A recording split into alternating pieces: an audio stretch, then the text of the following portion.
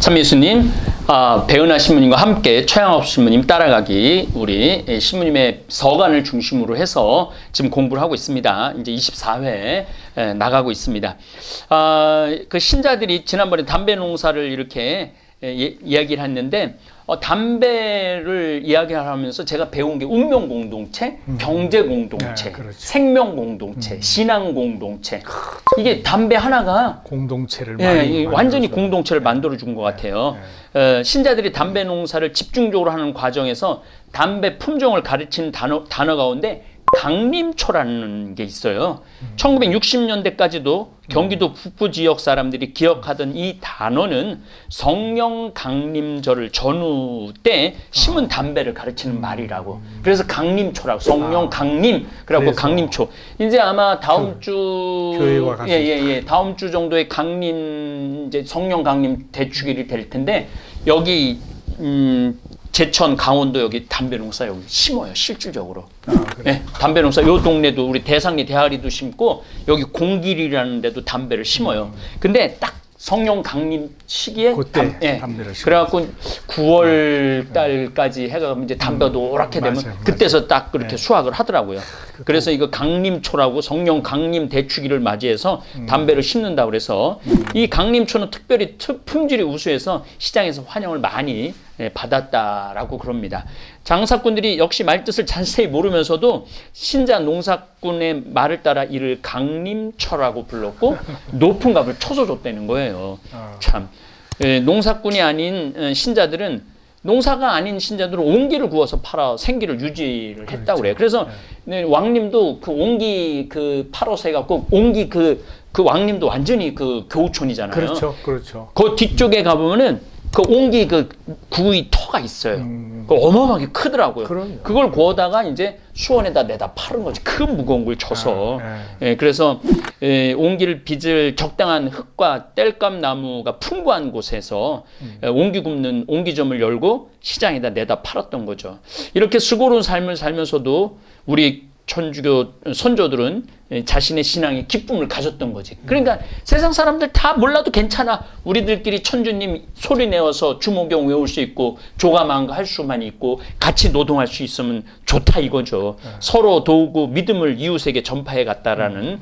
그래서 이제 제가 나중에 올 마지막에도 좀 말씀드리겠지만은, 제가 이 교우촌을 보면서 다볼사이버 교우도 이런 영성을 가지고 서로를 걱정해주고 기도해주고, 뭐 경제적인 거는 사실은 좀 어떻게 나누기가 좀 어렵긴 하지만은 나중에는 뭐 우리가 이 또 다볼사이버 교우들이요, 이 청국장을 엄청나게 홍보를 해줘요. 자기 직업으로 생각해요. 자기 이제 청국장 홍보하는 걸 자기 직업으로 생각해갖고 그 매일매일 실시간 스트리밍 때 올려요. 나 오늘 10개 팔았다. 오늘 15개 팔았다. 그거 내가 돈 주는 것도 아닌데 보고를 하는 거야.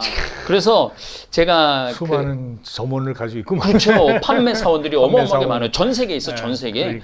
그래서 이제 저는 이런 생각을 합니다. 이제 이 교우촌 공부를 하면서 어떤 생각이 드느냐면은, 내가 이들하고 돈을 일일이 나눌 수는 없지만 이들이 이렇게 구매를 해줘 갖고 생기는 이 수익금을 쌓아두거나 저금해두거나 이건 죄다. 그해 벌은 돈을 가지고 정말 필요한 가난하고 고통스러운 사람들한테 직접 그냥 바로 도움을 줘야 되겠다. 그런 생각을 많이 합니다. 그래서 지금 시모님 오늘도 제천, 영월, 정선, 단양, 평창, 삼척 다문화 가정 한 300가정한테 빵을 전부 다 이제 선물을 지금 다 이렇게 해주잖아요. 그것도 물론 이제 뭐 제가 뭐 이 청국장 팔아서라도 그게 기본이니까, 그게 워낙 탄탄하니까 그렇게 해서 계속 나눠주려고 그래요. 그래서 막 한국에 와서 얼마나 서름을 많이 받아요. 그런데 누군가 나를 위해서 이 맛있는 빵을 이렇게 선물해 줄 수 있다는 거는 이 한국은 살만한 나라다. 눈물겨워요. 눈물 진짜 아마 눈물겨울 거라고 저는 생각을 해요. 그 객지에 나와서 그러니까 객지에 나왔고 고향 다 버리고. 그럼 누가 생각해 주겠어요. 그러니까 생각해 준 사람이 있으면 그 자체로 행복하죠. 이것도 우리 배은하 신부님이 다 밑바탕을 깔아준 거예요. 그 다문화 가정을 신부님이 다 연결을 해준 거예요. 내가 뭐 그 전에 이제 복지하면서 다문화 센터를 횡성에서도 정선에서도 운영을 했으니까 뭐 그 이제 연관되어 있는 그 모습들을 또 보면서 나도 거기 있으면서 이제 다문화 가족들이 일자리 만들기 위해서 횡성에다가는 그 다문화 식당도 만들었어요. 예, 횡성에다가는 대단하셔 하여튼. 그런 거 만들어가지고 그 사람들이 뭐 필리핀, 태국, 베트남, 캄보디아 뭐 그렇게 해서 몇 개국 음식을 자기들이 만들어서 하면 사람들이 와서 먹을 수 있게. 근데 이제 횡성에 인구가 많지 않아가지고 사실은 이제 운영하는 게 많이 어려움이 있었긴 했지만은 그래도 그렇게 이제 관심을 갖고 노력해 주니까. 그거 제천에다가도 한번 하면 좋을 것 같은데. 네, 제천 같은 데는 오히려 승산이 있죠. 오히려 이제 이제 그렇게 하려면 그 횡성에 있을 때는 그 학교에 호텔 조립과 거기에 이제 협약을 해가지고 거기서 이제 교육 좀 시켜주고. 완전히 이제 돈은 걱정하지 마세요, 시모님. 그러니까. 돈은 저기 뭐야 그 다문화 가정이거나 아니면은 이제 노숙자들을 위해서 이거 식당 운영해 달라고 벌써 기부 받은 돈이 있어요. 그래요. 처음에는 9억인가 10억짜리 건물을 받았는데 이게 땅값이 올라가고 20억으로 뛰었어. 그래서 그거 이제 정리해 갖고 아니 그냥 우린 또 생각하면 바로 하잖아요. 주저하지 않고 생각하면 바로 하니까. 제천 정도 되면 인구가 많으니까. 거기 또 식당도 좋은 거 사고 목욕 시설도 좀 해놓고 와서 밥만 먹는 게 아니라 좀 씻고 갈 수 있도록. 그거 한번 진행을 하면 좋을 것 같으네. 한번 생각해 볼게요. 왜냐하면 뭐 생각해 보거나 말거나 그냥 하면 되지 뭐. 뭐 아주 나오면 그냥 즉시 시행을 하니까. 좋은 것이면 뭐 아주. 아니 괜찮을 것 같아요. 왜냐하면 수원에다 원래 하려고 그랬는데 수원보다는 제천 쪽이 더 날 수도 있을 것 같으네. 어쨌든 이 박해 시대의 교우촌은 회장의 지도로 생산과 소비를 공동으로 영위하기 했다고 그래요. 그러니까 회장 중심인 거지. 거의 본당 신부님 급이에요. 공소회장님은 본당 신부님 급이었던 것 같아. 박해 시대의 교우촌에서는 재산을 공유했다는 증언도 있다고 그러더라고요. 완전히 초대교회 공동체의 모습이에요. 그렇죠. 그래서 저는 저 다볼사이버 이 성당도 벌써 정말 좋은 일을 많이 했죠. 5,000명 먹이기도 하고 베트남 지금 시민군 지원하기도 하고 그리고 잠비아에도 1억짜리 빵 지금 학교 운영하기도 하고. 미얀마. 예, 맞습니다. 미얀마. 우리 시모님이 나부터 더 총기가 있어갖고 나는 막 베트남 막 이러는데 여기 원고 틀린 것도 다 해갖고 보내세요. 그래서 존경스럽지 않을 수가 없어. 어쨌든 척박한 산속에 숨어들어서 담뱃밖에 심어 내다 팔 수 없었던 교우들의 그 고단한 삶, 가난한 삶을 우리가 좀 짐작을 할 수 있을 것 같아요. 그런데 옹기를 구워 내다 팔았다는데 이 옹기 역시 고도로 발달한 인간 문화의 산물이죠. 사실은 고도의 담배보다 훨씬 높은 기술을 필요로 하죠. 그 옹기 굽는 일 역시 고된 노동이죠. 진짜 고된 노동이죠. 뭐 옛날에 그 뭐 도자기에 관련된 소설들을 많이 읽어보면은 막 그 뭐 또 마음에 안 들면 막 들이깨고 막 그러고 그랬는데 우리 시모님 조선시대의 옹기쟁이의 삶과 그 고단한 삶에 대해서 설교 좀 설명을 해주시면 감사하겠고 이렇게 박해가 없는 시대라면 천주교 복음이 더 널리 전파되어야 하는데 저 자신이 참 부끄럽기까지 합니다. 가끔 저를 반성해 봅니다. 내가 지금 뭘 놓치고 있나. 이만큼 하는 것만으로도 얼마만큼 지금 큰 역할을 하고 있는데 사실 감사하죠. 저는 아직도 부족하다는 생각이 많이 들어요. 이제 또 뭐 이끌어 주시는 걸 잘 따라가니까. 네, 알겠습니다. 옹기 그러면은 우리 일상생활 속에 아주 깊이 자리매김하고 있는 그런 톡이라고 볼 수 있는데 이 옹기가 발달된 과정을 이렇게 보면 벌써 아주 옛날 신석기 시대. 그렇죠. 신석기 시대에 벌써 민문이 빗살무늬 토기가 이제 나오잖아요. 발굴되는데 그것이 벌써 우리 옹기의 기원을 이루고 있다니까 네. 얼마나 오래된지 알 수 있고 청동기 시대에는 홍도 옹감묘로 발전이 되고 또 철기 시대에 이르러서는 고화도에서 구워지는 경질도기가 생활용기로 다양한 그렇죠. 형태로 자리를 잡아서 옹기의 기초가 조성되는 계기가 되죠. 네. 예, 삼국시대 중기에 이르러서 도기에 잿물을 입혀 완성하는 오지 그릇이 생산되면서 생활용기로서의 발전의 일대 핵심을 이루게 됩니다. 네. 오지 그릇이라는 게 지금 저기 고추장, 된장, 간장 네, 담는 맞아요. 그 항아리들이 네, 다 네, 오지 그릇이에요. 네. 까맣게 네. 그 오자가 거물 오자거든. 네, 그래서 오지. 예, 예, 예. 아. 오지 그릇이라고. 질그릇은 이제 그것과 좀 다른데. 네. 예. 통일신라 시대에 이르러서는 1200도에 이르는 고화도에서 생산된 회유옹기가 생산되는데 고려와 조선의 자기, 청자와 백자, 상감청자, 분청사기 등을 생산하는 기반이 돼서 자기와 도기로 양분되어 발전되다가 도기는 역사적 사회적 욕구에 의해서 양적 질적 평창을 이루면서 빈부 귀천을 막론하고 사회 전반에 걸쳐 폭넓게 사용되는 네. 용기로 예. 자리매김하게 되는 거죠. 네. 옹기는 질그릇과 오지그릇으로 이렇게 이제 구분이 되는데 예, 질그릇은 잿물을 입히지 않아서 표면이 거칠고 윤기가 나지 않으면서 한 800도 800도. 내외에서 구워지는 옹기예요. 네. 그 뭐 질그릇은 이렇게 뭐랄까 검은 것이 좀 이렇게 잘못하면 이제 묻을 수도 있는 네. 그런 그릇인데 네. 오지 그릇은 잿물에 입혀서 1200도에 달하는 고열로 구워내기 때문에 윤이 나고 단단하죠. 네. 그러니까 옹기는 고운 흙으로 만들어내는 다른 도자기와는 달리 모래에 알갱이가 섞인 점토로 만들기 때문에 맞아요. 미세한 숨구멍이 만들어지는 것이죠. 네. 이 때문에 그렇지. 공기가 드나들게 되어 숨쉬는 그릇이라고 부르는 겁니다. 네. 이러한 통기성은 음식을 발효하는 음식 문화에 맞추어서 고추장, 된장, 간장 등 발효 음식을 저장하는 저장 용기로 사용된 것이죠. 이 옹기가 또 우리하고 생태망으로도 연결이 있네. 그럼요. 네, 우리 생태망. 김치나 된장 같은 거 다 옛날에 옹기 그 항아리다가 좀 저장했지. 맞아요. 뭐 지금 같은 냉장고가 어디 그렇죠, 있어요, 사실. 그렇죠. 예. 땅 속에 묻어갖고. 그렇죠. 땅에다 묻어가지고 거기 다 보관했거든요. 또한 옹기는 자연으로부터 얻어진 재료이기 때문에 네. 만들어져 깨진 옹기를 땅에 묻어두고 오랜 시간이 지나면 다 파편이 남아있지 않고 네. 다시 흙으로 흙으로 돌아가는 돌아가는. 친환경적, 환원적 특성을 지니고 있다는 네. 점에서 굉장히 인간에겐 필요한 도구라고 네. 볼 수 있죠. 옹기는 농경 문화에 정착하여 살아온 우리 민족에게 모든 생활에 사용될 여러 가지 도구의 필요성과 네. 농사를 위한 노동력의 집단화로 더 많은 식량을 생산 저장해야 하는 필연성 그리고 잦은 외침과 흉작으로 기근에 시달리는 민중이 생존을 위한 먹거리 보존 기술이 만들어낸 네. 복합 용기라고 볼 그렇죠. 수가 있고 복합 용기. 예, 민족의 희노애락과 더불어 흙의 용기, 흙의 공예, 흙의 예술로 한반도의 네. 도기 문화와 민족 문화로 발전하면서 네. 거듭나게 됐다고 얘기를 하죠. 네.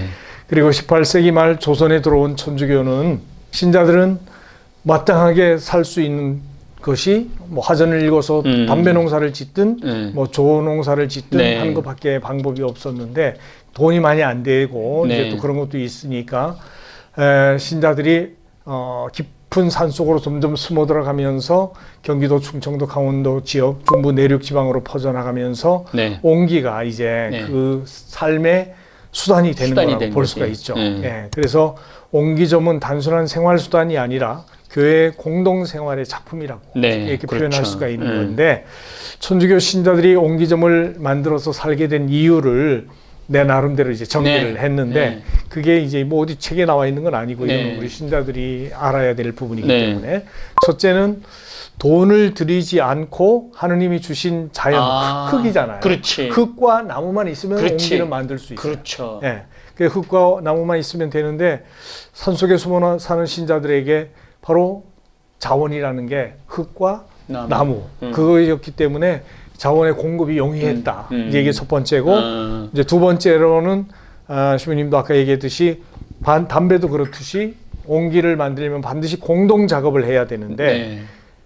교촌을 이루고 있는 여러 가족들이 가족처럼 함께 살아가기 때문에 공동 생산과 공동 판매가 네. 가능해서 공동 생활을 가능하게 해주는 옹기가 아주 좋은 네. 수단이었다고 네. 보는 거죠. 네. 그다음에 이제 세 번째는 옹기를 만드는 공장이나 옹기굴은 신자들이 모여서 기도하는 네. 공동 옹기굴, 기도소, 맞아. 네, 공동 기도소나 집회소로 이용하기 적합했기 때문에 이게 바로 한국의 까닭곰바다. 까딱곰바. 까딱곰바다. 왜냐하면 그 박해 시대 때는 그 옹기굴의 그러네. 신자들이 모여가지고 첨례를 했어요.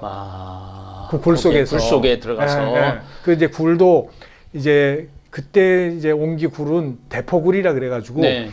기다랗게 이제 이 비탈면 맞아요. 네, 맞아요. 한번 들어가면 전체가 연결돼 있으니 굉장히 큰 거예요. 맞아요. 근데 이제 요즘에는 칸까마라 그래가지고 한 칸 한 칸 이렇게 이제 칸으로 나눠가지고 이제 넣고 빼고 하는데 옛날에 그 대포굴이라 그랬대요. 왕님의 그 대포굴이 있었어요. 네, 우리 동네 우리 집도. 신부님. 그럼요. 그런 그 옹기 넣는 날이 되면.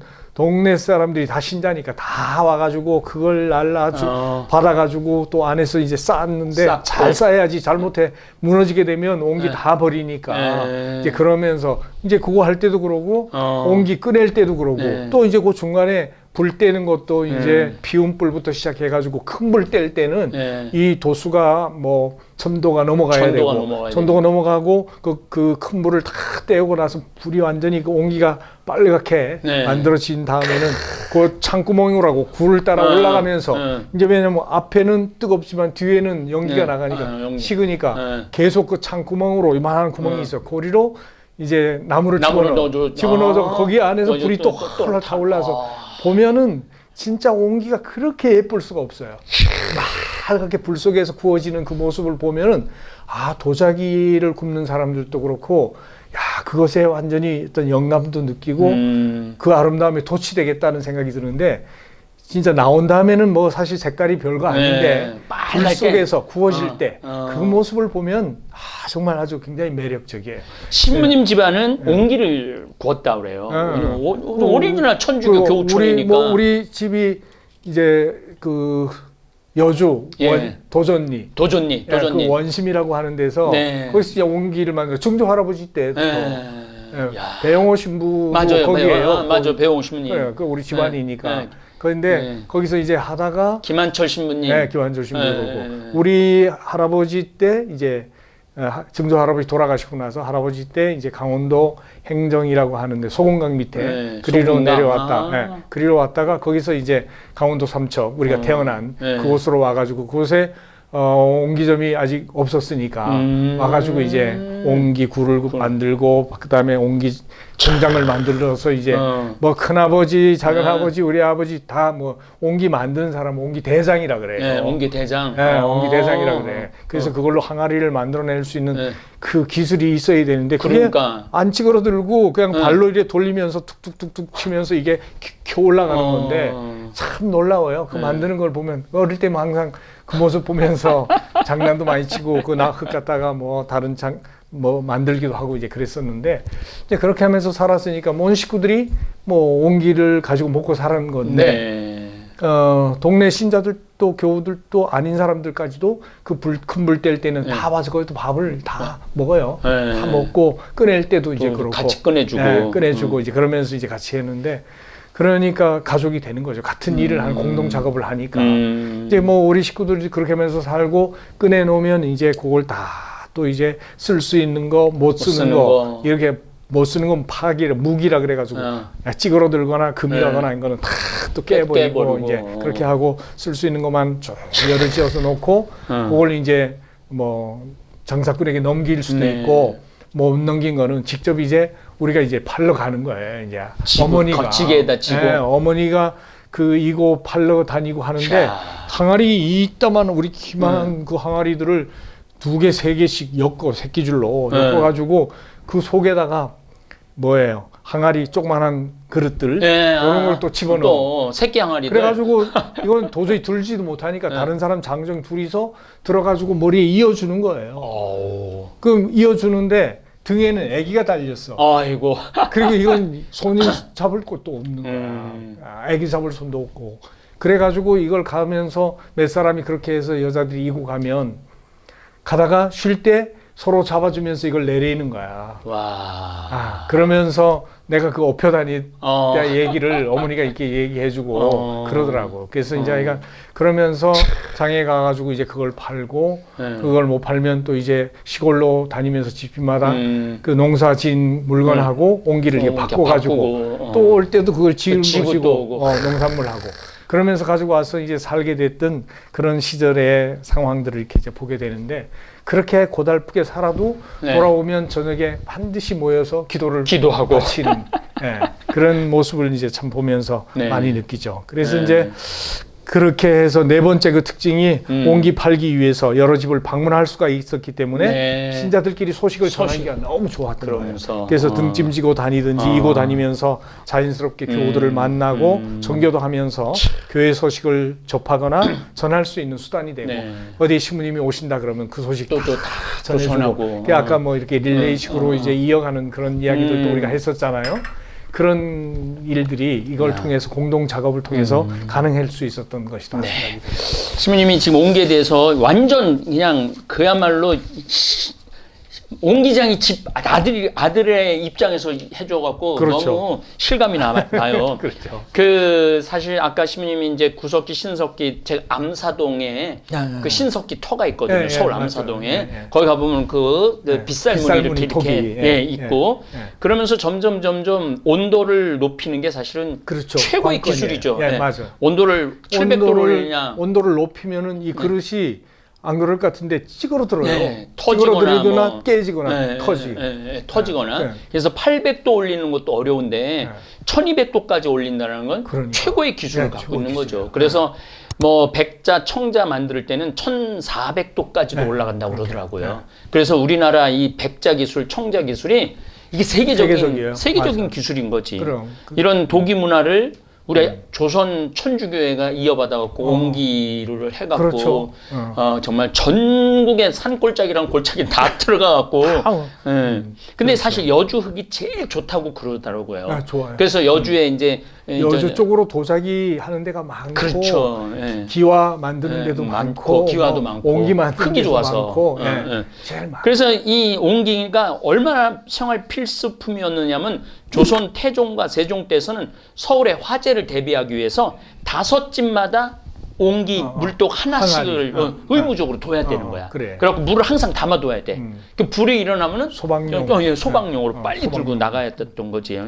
그래서 어쨌든 옹기장이들은 독립적으로 마을을 형성하고 있는 옹기촌에서 옹기 제작을 통한 생계 유지와 외부 간섭이 없었다는 거죠. 없었죠. 옹기쟁이 동네는 아예 사람들이 안 들어갔으니까. 그냥 옹기쟁이라 그랬죠. 그러니까 나도 뭐 이제 어릴 때 학교 다닐 때 아버지 직업을 쓰라고 그러잖아. 뭐 얘기하라고.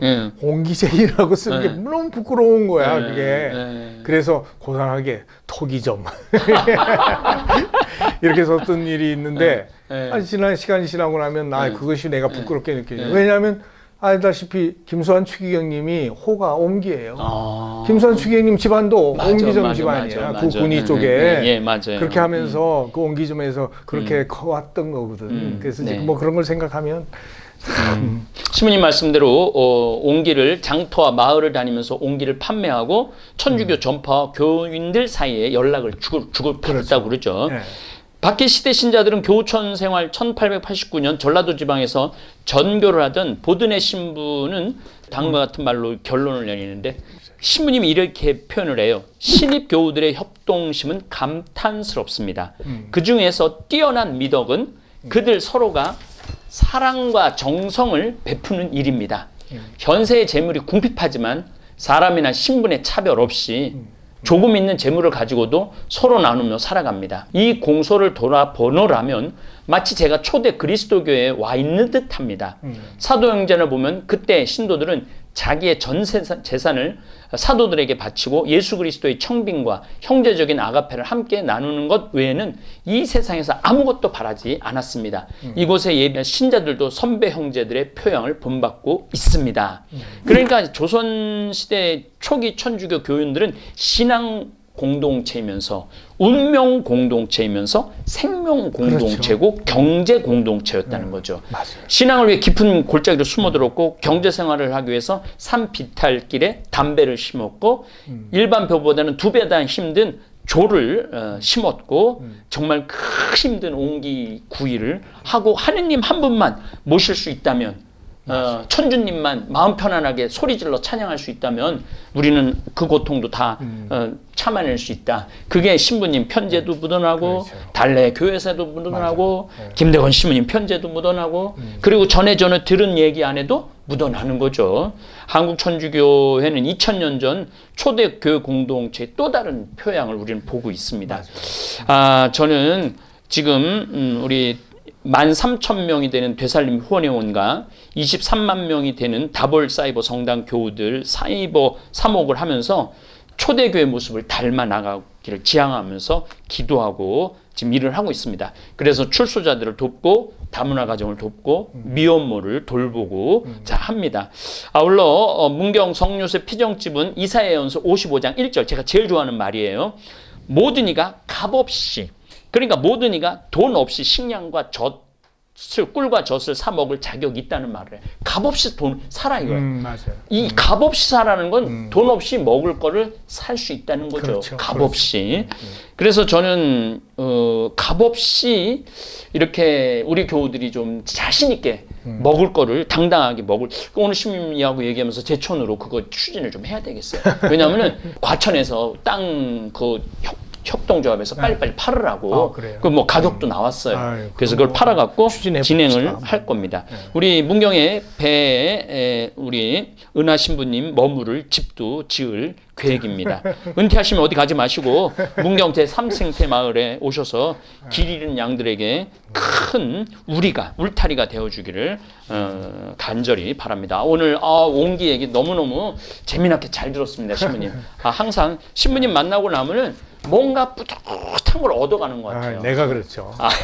열정을 갖고서 일하시고 하시는 걸 보면서. 네, 너무 감사드리고 다음 편지에 또 역사에 대한 이야기를 너무너무 신부님이 잘 써놓으셨어요. 그래. 우리 배 신부님이랑 함께 여러분들 따라 가보겠습니다. 예, 그래. 감사합니다.